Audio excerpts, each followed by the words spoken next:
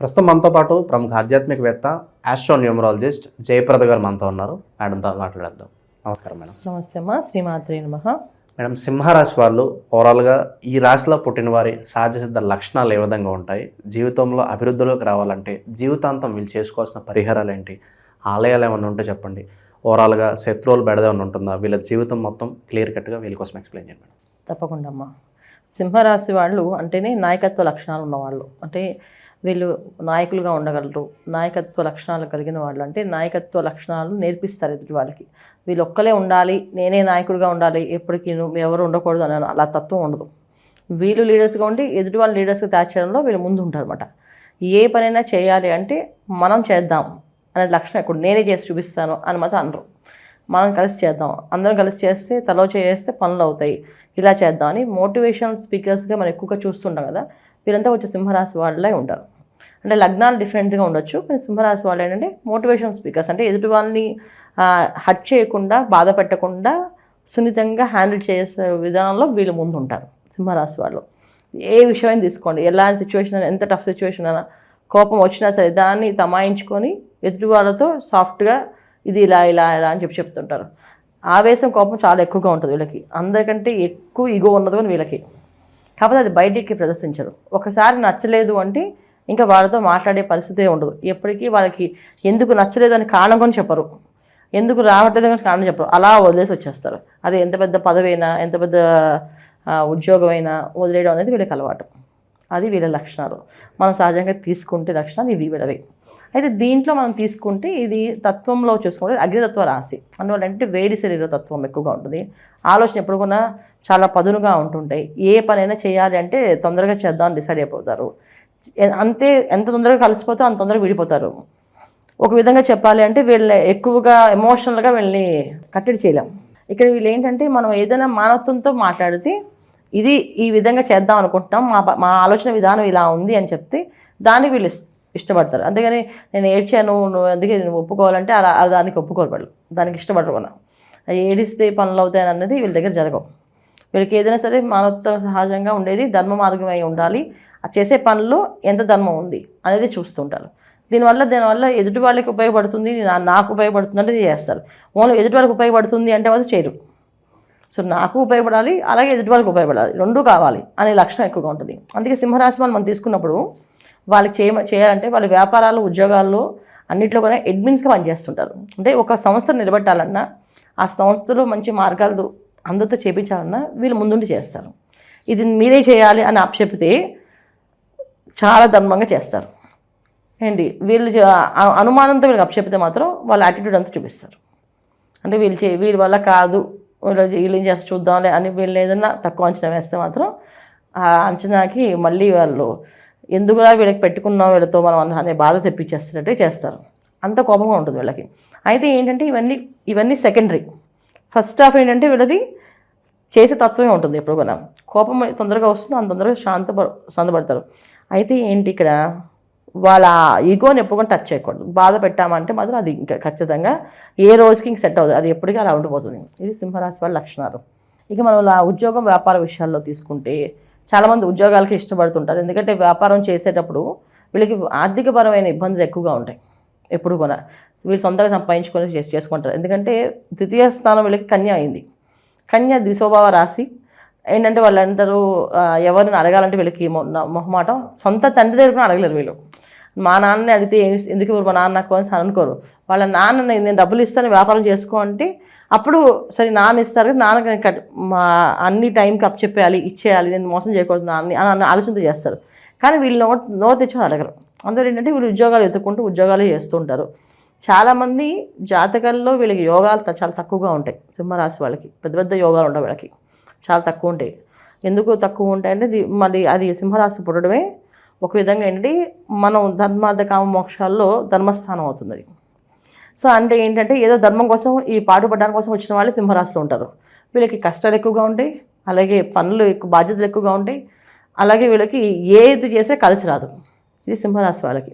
అంటే కలిసి రావడానికి కారణం ఏంటంటే వాళ్ళు ఏ పని ఎంతవరకు చేయించిన తర్వాత వాళ్ళతో రుణం తీరిపోతుంది, వాళ్ళు వదిలేసి వెళ్ళిపోతారు వీళ్ళని.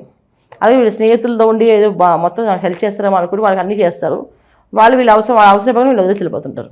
మళ్ళీ వీళ్ళు వెళ్ళి వాళ్ళు చేసి అడగడం ఇష్టం ఉండదు. అంటే జాలి పడ్డం, ఎదురు వాళ్ళు వీళ్ళ మీద జాలి పడ్డం కానీ, వీళ్ళు దయాదాక్షిణాలు చూపించమడం కానీ, అడగడం కానీ వీళ్ళకి ఇష్టం ఉండదు. ఏం చేసినా కూడా ప్రతిఫలం ఆశించకుండా చేస్తే బాగుంటుంది అంటారు వీళ్ళు. ప్రతిఫలం ఆశించాలి అంటే ఖచ్చితంగా ఆశించకూడదు. ఆశించినా రాదు పాపం. దానివల్ల ఏంటంటే వాళ్ళు ఇంకా మానసిక బాధ ఎక్కువగా ఉంటుంది. సో ప్రతిఫలం అనేది రాకుండానే వీళ్ళు చేసుకుంటూ వెళ్ళిపోతూ ఉంటారు. అది వీళ్ళ సింహరాశి. అంటే చాలామంది సింహరాశి వాళ్ళు మా లైఫ్ పెద్ద ఏం మార్పు ఉండదండి అంటారు. మార్పు ఉండకపోవడం కానంటే గత జన్మలో చేసుకున్న ప్రారంభ కర్మల కోసమే పుట్టింది సింహరాశి వాళ్ళు. అది వీళ్ళకి. అంటే వీళ్ళకి సింహరాశిలో పుట్టడం అంటే సింహం అధిపతి. అంటే సింహం అని మనం ఎప్పటికీ చెప్పామో అంటే ఏంటి ఇక్కడ అర్థం ఏంటంటే ఎప్పటికీ తిండికి బట్టకి లోటు ఉండదు. ఎక్కడున్నా రాజులాగా బతుకుతారు. సింహరాశి అంటే రాజు కదా. సో రాజులాగా బతుకుతారు. ఆ రాజరికమైనది ఎక్కడికే పోదు, వీళ్ళకి ఉంటుంది. అయితే అది బాగుంటుందా, బ్రహ్మాండంగా ఉంటుందా అనేది డిపెండెన్స్ వాళ్ళ పర్సనల్ జాతకాలను మనం చూస్తే చెప్పగలుగుతాను. అంటే వీళ్ళు బాగుంటుంది లేదా బాగాలేదనేసి. అదర్వైజ్ మామూలు సింహరాశి తీసుకుంటే ఓకే, రాచరికంగా వీళ్ళ లైఫ్లో ఎప్పుడు కూడా అడవిలోకి వెళ్ళినా అన్నం దొరికే రాశి ఈ సింహరాశి. ఎక్కడికి వెళ్ళినా వీళ్ళకి ఫుడ్ అండ్ బ్రెడ్ అనేది ఈజీ అని చెప్పేసి అంటారా, అది వీళ్ళకి ఈజీగా ఉంటుంది, వచ్చేస్తుందన్నమాట. వివాహ వ్యవస్థ కావచ్చు, ఓవరాల్గా కుటుంబ పరంగా లవ్ అండ్ అఫెక్షన్స్ పరంగా ఎలా ఉంటుంది ఓవరాల్గా వీళ్ళకి? సింహరాశి వాళ్ళకి లవ్ ఫెయిలియర్స్ ఎక్కువగా ఉంటాయి. ఎందుకంటే వాళ్ళు కమర్షియల్గా లవ్ చేసే వాళ్ళే ఉంటారు. ఏదైనా కమర్షియల్గా మాట్లాడుతుంటారు. వాళ్ళకి వచ్చిన జీవిత భాగస్వామి కమర్షియల్ కోరుకుంటుంది. అలాగే వీళ్ళు ఎవరైనా లవ్ చేసినా వాళ్ళు కమర్షియల్గా యాక్టివిటీస్ ఎక్కువ ఉంటుంది. పెళ్ళి, కట్నం ఎంత, అన్ని అంత ఖచ్చితంగా. అంటే ఎంత సంపాదిస్తారు, ఎంత సంపాదించే సరిపోదు వాళ్ళకి. నాకు ఇలా అనుకున్నాను అంటే వీళ్ళు ఒక రౌండ్ ఫిగర్ శాలరీ సంపాదించాను అనుకోండి, ఆ రౌండ్ ఫిగర్ ఆ అమ్మాయి అనుకోదు, అమ్మాయి ఇంకా ఎక్స్పెక్ట్ చేస్తుంది. అలాగే అబ్బాయి అనుకో ఇంకా ఎక్స్పెక్ట్ చేస్తుంటారు. అది సింహరాశి వాళ్ళకి కొంచెం టాస్క్ ఉంటుంది. అయితే సింహరాశి ఆడవాళ్ళకి, స్త్రీలకి కొంచెం బెటర్, కానీ మగవాళ్ళకి మాత్రం చాలా ఇబ్బందులే. సింహరాశి ఆడవాళ్ళు అనుకోండి, ఇంకా హస్బెండ్ సంపాదించిన హస్బెండ్ కమర్షియల్ ఉన్నా వీళ్ళు అడ్జస్ట్ అవుతారు. ఇంకా మా వారు అంతే, ఆయన అలాగే ఉంటారు, ఆయన ఇంతే, ఆయన ప్రతిదానికి ఆలోచిస్తారు, లెక్కలు వేస్తుంటారు, ఆయన లెక్క ప్రకారం వెళ్తే బెటరు అని చెప్పి అడ్జస్ట్ అయ్యే వాళ్ళు ఉంటారు. కొంతమంది అడ్జస్ట్ అవ్వక వదిలేసి వెళ్ళిపోయిన వాళ్ళు కూడా ఉంటారు. ఇక్కడ అమ్మాయిలు ఇది. కానీ అబ్బాయిల విషయంలో మాత్రం వైఫ్ వెళ్ళిపోతే బాధ కదా ఖచ్చితంగా. కానీ వైఫ్ ఎప్పుడు కూడా ఎక్స్పెక్టేషన్స్ ఎక్కువగా ఉంటాయి వీళ్ళ మీద. నాకు ఇలా చేస్తే బాగుంటుంది, మా వారు ఇలా ఉండాలని అనుకుంటుంది. అలా చెప్తూ ఉంటే వీళ్ళకి ఇంకా అది మానసిక బాధ ఇంకా ఎక్కువగా ఉంటుంది. అది వాళ్ళతో చెప్పుకోలేక, ఎవరికి చెప్పుకోలేక బాధపడుతుంటారు. ఒక్కొక్కసారి అగ్రెసివ్గా రియాక్ట్ అయితే డివోర్స్ అవుతాయి. అందుకని సింహరాశి వాళ్ళకి పెళ్ళిళ్ళే బెటర్.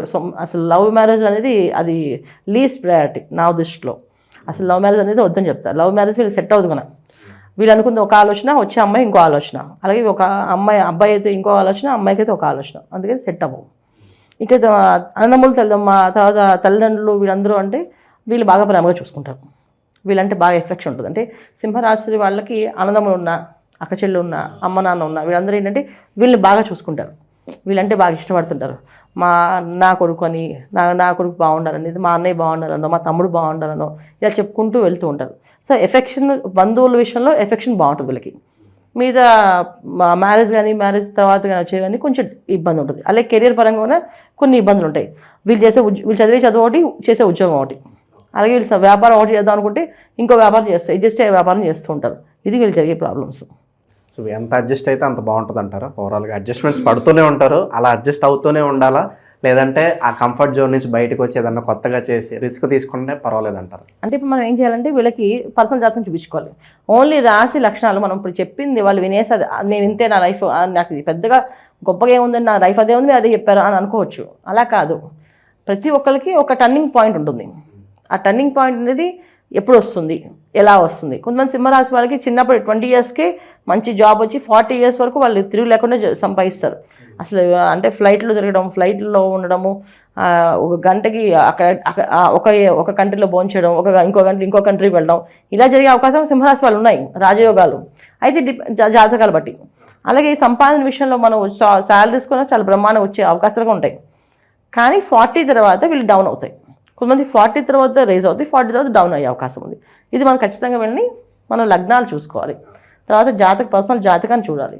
పర్సనల్ జాతకంలో నా టర్నింగ్ పాయింట్ ఎప్పుడు ఉంది. సో ఒకవేళ టర్నింగ్ పాయింట్ అయిపోయిన తర్వాత వచ్చారనుకోండి, సో నెక్స్ట్ టర్నింగ్ పాయింట్ ఎప్పుడు వస్తుంది? ప్రతి ఒక్క రాశికి ప్రతి 5 ఏళ్ళకి ఒకసారి టర్నింగ్ పాయింట్ ఉంటుంది. Just small turning point. ఆ స్మాల్ టర్నింగ్ పాయింట్లో కరెక్ట్ టైంలో కరెక్ట్ డెసిషన్ తీసుకుంటే వాళ్ళు పర్ఫెక్ట్ అయిపోతారు కదా అని చెప్తుంటారు సినిమాలో చాలా మంది డైలాగులు అవి. అలాగా వీళ్ళకి ఒక టర్నింగ్ పాయింట్ టైంలో మాత్రం కలిస్తే, అంటే ఇప్పుడు జాతకం చూపించారు ఖచ్చితంగా వాళ్ళ టర్నింగ్ పాయింట్ అనుకోండి, మనం ఇది ఇలా చేసుకున్నాను, అది హ్యాపీగా వాళ్ళకి లైఫ్ లాంగ్ హ్యాపీగా ఉంటుంది అనమాట. ఇది ఖచ్చితంగా వాళ్ళ పర్సనల్ జాతకాన్ని చూస్తే కానీ మనం వివరంగా ఇది ఇలానే ఉంటుంది, మీరు ఇలాగే ఉండండి అని చెప్పడానికి లేదు. ఎందుకంటే ఈ తత్వ రాశిలో అగ్నితత్వ రాశి, తర్వాత ధర్మస్థానం, ఈ ధర్మార్థ కామ మోక్ష స్థానాల్లో ధర్మస్థానం అంటాం, అంటే ధర్మస్థానానికి సంబంధించిన రాశి. సో వీళ్ళు ధర్మంగా బతకాలి అంటే, ధర్మం అంటే ఏంటి ఈ రోజుల్లో చాలా తీసుకోవచ్చు, దానికి ఒక పెద్ద సబ్జెక్ట్ తీసుకోవచ్చు మనం. అంటే నా ధర్మం ఏంటి అని అంటే, నేను నా ఇంట్లో నా భర్తకి అన్ని వంట వార్పు అన్నీ చేసి టైంకి అన్నీ పెట్టి ఆయనకి వడ్డించి భోజనం పెట్టడమే నా ధర్మం. ఆ తర్వాత నేను ఈ ప్రొఫెషన్ చేయాలి. ఇది నా ఆడవాళ్ళకు ఉండే ధర్మాలు, పిల్లలు చూసుకోవడం. అలా మగవాళ్ళకు ఉండే ధర్మం తన ఇంటి కుటుంబాన్ని చూసుకోవాలి, మెయింటెనెన్స్ చేసుకోవాలి, తర్వాత బయట వాళ్ళకి సాయం చేయాలి. సో ఇలాంటి విషయాల్లో వీళ్ళు వెనక ముందు వెళ్తారు. చాలామంది బయట సేవ చేస్తుంటారు, ఇంట్లో మిస్ అయిపోతుంటారు. కొంతమంది ఇంట్లో చేస్తూ ఉంటారు, బయట చేయడం మానేస్తుంటారు. ఈ రెండు కాదు, రెండింటిని కలిపి చేసే బ్యాలెన్స్ చేసే ఏదైనా ఉందో అది సింహరాశి అనమాట. సో ఈ రాశి మనం చూసుకోవాలని కూడా ఖచ్చితంగా వీళ్ళు పర్సనల్ జాతకాన్ని చూపించుకోవాలి, అంతే. ఇక ఈ రాశికి సంబంధించి నక్షత్రాల గురించి చెప్పండి మేడం. వాళ్ళకి ఓవరాల్గా ఈ నక్షత్రాల గురించి ఏం చెప్తారు, ఈ రాశిలో ఉన్న నక్షత్రాల గురించి? అలాగే నక్షత్రానికి అధిపతులు అంటూ ఉంటారు. అవును, అధిపతుల ప్రకారం ఎటువంటి పుణ్యక్షేత్రాలకు వెళ్తే బాగుంటుందంటారు ఆ నక్షత్రాలు వాళ్ళు పర్టికులర్గా? అలానే అది సింహరాశికి రాశి అధిపతి ప్రకారం మనం చూసుకుంటే అండి, రవి ఒక తత్వం ఉన్న రాశి. అంటే సూర్య భగవానుడు మనం నిత్యం ఆరాధించే దైవం, నిత్యం కనిపించే భగవంతుడు, ప్రత్యక్ష సాక్షి ఆయన మనకి. సో ప్రతిరోజు ఆయన వెలుగుతోటి మనం అందరం బతుకుతున్నాం చెప్పాలంటే. ఆయన కిరణాలు లేకపోతే ఎవరు ఇక బతికే అవకాశమే లేదు, మొత్తం అందరికీ ఆయుధాలు ఆగిపోతాయి. సో అలాంటి తత్వమైన రాశి కనుక వీళ్ళు పొద్దున్నే లేవగానే సూర్యోదయం పూర్వం నిద్ర లేవడం చాలా విశేషం వీళ్ళకి. అలాగే సూర్య నమస్కారాలు చాలా విశేషం ఫలితాలు ఇస్తాయి. ఎవరైనా సరే మార్నింగ్ లేచారంటే చక్కగా స్నానం చేసి సూర్య నమస్కారాలు చేయడం చాలా వీళ్ళకి బాగా డే బై డే గ్రో అవ్వడానికి అవకాశం ఉంటుంది. ఇంకా నక్షత్రాల వైజ్ మనం తీసుకుంటే దీంట్లో మకా నక్షత్రం 4 పాదాలు ఉంటాయి. మకా నక్షత్రం 1, 2, 3, 4 పాదాలు మకా నక్షత్రం వాళ్ళు ఉంటారు. అలాగే పుబ్బ 1, 2, 3, 4 పాదాల వాళ్ళు పుబ్బ నక్షత్రం. అలాగే ఉత్తర ఫాల్గుణ నక్షత్రం, ఇది 1వ పాదం దీంట్లో ఉంటుంది. అంటే ఈ మకా నక్షత్రానికి అధిపతి కేతువు. సో అంటే జ్ఞాన ప్రదాత, మోక్షకారకుడు, ఏ విషయమైనా బాగా అనాలిసిస్ చేయగలుగుతారు, దేన్నైనా వీళ్ళు అనాలిసిస్ చేస్తుంటారు. ఈ మకా నక్షత్రంలో పుట్టిన వాళ్ళు ఈ సింహరాశిలో ఉంటే వాళ్ళు ఏంటంటే ఎప్పుడు కూడా ధర్మాలు చేస్తూ ఉంటారు.